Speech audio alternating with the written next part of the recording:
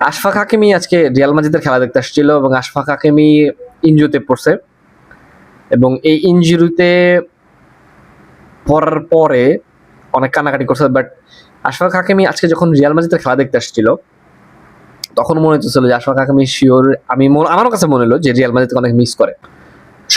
17 সিজনে রিয়াল মাদ্রিদের হয়ে ম্যাচ খেলছে। ওই সিজনের চ্যাম্পিয়ন্স লিগ ট্রফিতে আশফাক হাকিমি ছিল রিয়াল মাদ্রিদের সাথে। এবং আশফাক হাকিমির কথা বললি যে আশফাক হাকিমি আসলে 18 থেকে 20 সিজন ডটমান্ডে লোনে গেছিল এবং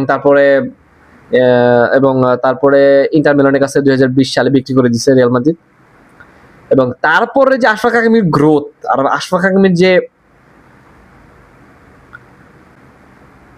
লেভেল এত উপরে উঠছে, এখন যদি বলি যে পিএসজি ওয়ান অফ দ্য কি প্লেয়ার হচ্ছে আশফাক হাকিমি, ন্যাশনাল টিমের ওয়ান অফ দ্য কি প্লেয়ার আশফাক হাকিমি,